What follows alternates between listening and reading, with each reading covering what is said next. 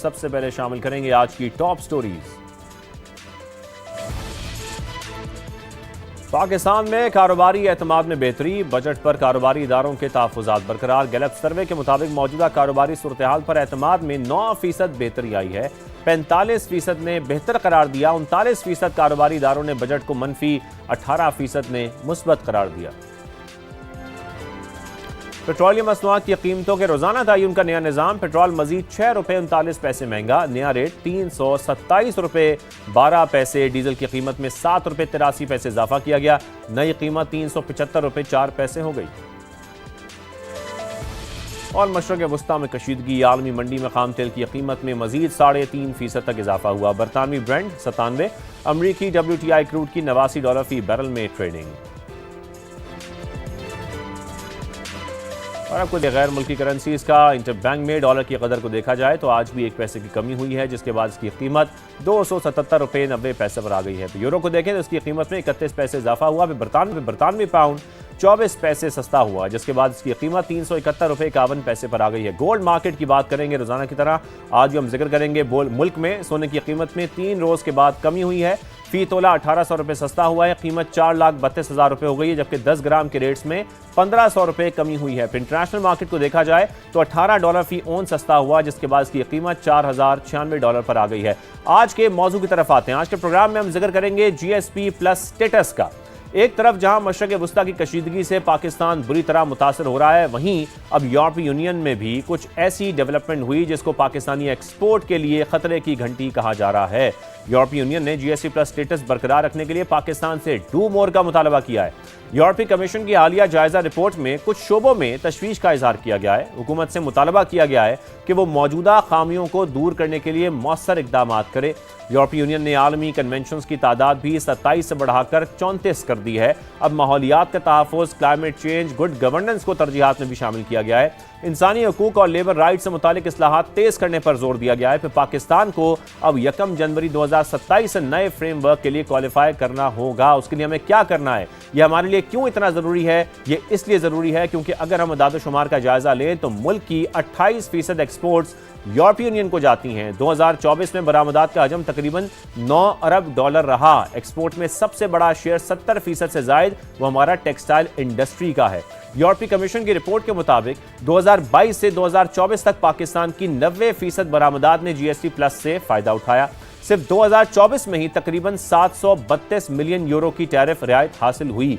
एक तरफ 1 जनवरी से नए आलमी कन्वेंशन पर अमल दरामद की तलवार लटक गई है, तो दूसरी जानिब भारत और यूरोपीय यूनियन में मदर ऑफ ऑल डील्स की सूरत में खतरा मौजूद है। तर्जुमान दफ्तर खारजा ने अपने रद्द-ए-अमल में कहा कि यूरोपीय यूनियन की रिपोर्ट पाकिस्तान की पेशरफ्त का मजमूई अहाता नहीं करती। यूरोपीय कमीशन के साथ मुस्बत रवाबित बरकरार रखेंगे। दूसरी जानिब दुनिया को एक और खतरे का सामना भी है, उसका भी हम जिक्र करें। एशिया और यूरोप को मिलाने वाले अहम रास्ते यानी कि बुहिरा अहमर पर भी खतरात मंडलाने लगे हैं। यमन के हौजियों की बाबुल मंदब में बहरी नाकाबंदी जारी है। सऊदी अरब के 2 ऑयल टैंकर्स को निशाना बनाया है, जिसके बाद इस अहम बहरी गुजरगाह को लेकर दुनिया में तशवीश बढ़ती जा रही है। सबसे पहले बात करेंगे ब्यूरो चीफ इस्लामाबाद शकील अहमद साहब हमारे साथ मौजूद हैं। एप्टमा के चेयरमैन कामरान अरशद साहब भी हमें ज्वाइन करेंगे। माहिर मुआशरत सलमान भी हमारे साथ मौजूद होंगे और सारा जावेद साहिबा ट्रेड इकोनॉमिस्ट हैं, वो भी हमारे साथ मौजूद होंगी। लेकिन सबसे पहले शकील अहमद साहब मैं आपकी जानिब आऊँगा।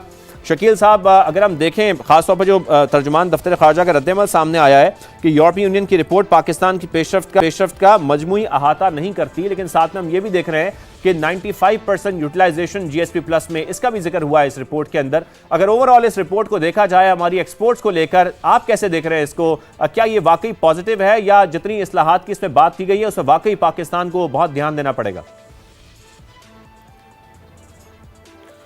शाज़ेब, बहुत शुक्रिया। ये इंतहाई अहम है पाकिस्तान की मईशत के लिए, पाकिस्तान की तजारत के लिए। और सबसे अहम चीज़ ये है कि अब 1 जनवरी 2027 से जो नया फ्रेमवर्क आ रहा है उसके क्वालिफाई करने के लिए पाकिस्तान को एक्स्ट्रा ऑर्डनरी परफॉर्मेंस इस्लाहात करना होंगी। और क्योंकि जो नया फ्रेमवर्क आ रहा है उसको अगर मैं थोड़ा सा बता दूं आपको कि अब उसमें जो कन्वेंशंस की तादाद है वो 27 से बढ़ाकर 34 कर दी गई है। और 3 अहम चीज़ें जिसमें क्लाइमेट चेंज है, एनवायरनमेंट का प्रोटेक्शन है, फिर इसके अलावा जो गुड गवर्नेंस है उसको ख़ास अहमियत दी गई। और साथ साथ आपको पता है कि इंसानी हकूक़, लेबर राइट्स, ख़वातीन के हकूक़, बच्चों के हकूक़ और इसके अलावा करप्शन के इश्यूज़ हैं, ये तमाम चीज़ें उसमें शामिल होंगी। तो EU की जो रिपोर्ट आई है उस पर पाकिस्तान का रद्द-ए-अमल तो दुरुस्त है, बिल्कुल मालूम होता है, क्योंकि गैर मतवाज़न किस्म की रिपोर्ट ये आई है, ऐसा कहना है दफ्तर खारजा का भी। और डिप्टी प्राइम मिनिस्टर और जो फॉरेन मिनिस्टर है हमारे इसहाक डार, वो भी आसियान फोरम के ऊपर मौजूद हैं और वहाँ पे उनकी मीटिंग हुई है यूरोपीय यूनियंस के जो रिप्रेजेंटेटिव हैं उनके साथ। उन्होंने ये अश्योर किया है कि हम इस पर अमल दरामद करेंगे।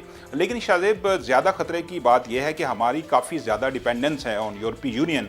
अगर हम एक्सपोर्ट्स की बात करें, ओवरऑल हमारी एक्सपोर्ट्स उस तरह बढ़ नहीं रही। अगर बढ़ रही होती, हम अब $50 बिलियन, $60 बिलियन तक पहुंच चुके होते, तो हम कहते कि ठीक है जी, अगर यूरोपीय यूनियन को $8-9 बिलियन हम एक्सपोर्ट कर रहे हैं, तो अगर वो उसमें कुछ कमी भी आ जाएगी। लेकिन शकील साहब, आपको क्या लगता है, ये डिपेंडेंस एक पॉजिटिव चीज है या ये डिपेंडेंस नहीं होनी चाहिए?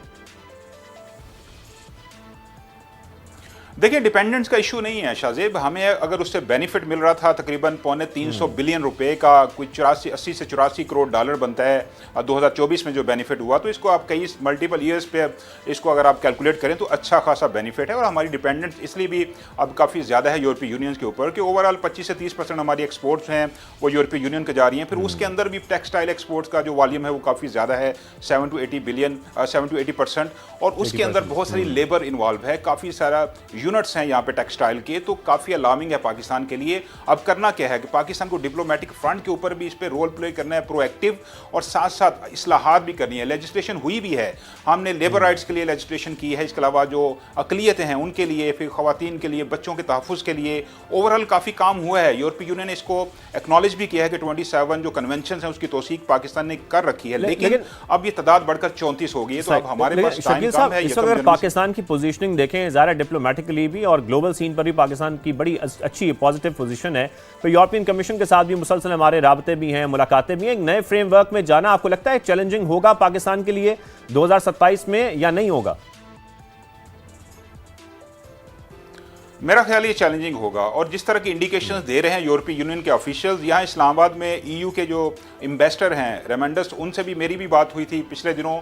मैंने उनसे पूछा था कि ये ऑटोमेटिक होगा, पाकिस्तान आसानी से क्वालिफाई कर लेगा, तो उन्होंने अच्छा खासा उस पर लेक्चर दिया। उन्होंने कहा कि ऐसा नहीं है, पाकिस्तान के लिए काफ़ी मुश्किलात हो सकती हैं, क्योंकि हमारी एक्सपोर्ट्स का इशू ये भी है ना कि डाइवर्सिफाइड नहीं है। हम ज़्यादा टेक्सटाइल के ऊपर रिलाई कर रहे हैं, फिर आ जाके हम चावल एक्सपोर्ट कर देते हैं। तो हमें टेक्सटाइल के अलावा बाकी जो सर्जिकल आलात हैं, एक्सपोर्ट जो स्पोर्ट्स गुड्स हैं, इसके अलावा फल सब्जियां हैं, इसके अलावा जो रबड़ मसनूआत हैं, फार्मास्यूटिकल्स हैं, तो डाइवर्सिफाई करना है, दीगर मार्केट्स भी ढूंढनी है, और जो यूरोपीय यूनियन के साथ ट्रेड है उसको प्रोटेक्ट भी करना है। तो वक्त काफ़ी महदूद है, इसके लिए लेजिस्लेशन भी चाहिए होगी, इस्लाहात भी करना होगी, और बड़ा सीरियस लेकर इसको चलना होगा। अदरवाइज पाकिस्तान के लिए इसमें मुश्किलात हो सकती हैं। आपको याद है कि FATF की मॉनिटरिंग जो थी, अब इन्होंने कहा कि हम मॉनिटरिंग करेंगे, और अगर डिस्कनेक्ट करना है, अगर किसी को ऑफलोड करना है GSP प्लस से, तो वो फौरी तौर पे होगा। और अगले 10 साल के लिए अरेंजमेंट हो रहा है 2027 से 2037 तक। तो बेनिफिट्स भी काफ़ी होंगे एक्सपोर्टर्स को, इन्वेस्टर्स को, लेकिन साथ साथ सख्त मॉनिटरिंग होगी यूरोपीय यूनियन की, और उसके लिए हमें अब तैयारी करना है हुकूमत पाकिस्तान को, और हमारे जो ओवरसीज मिशंस हैं उनको काफ़ी प्रोएक्टिव रोल इसमें प्ले करना पड़ेगा।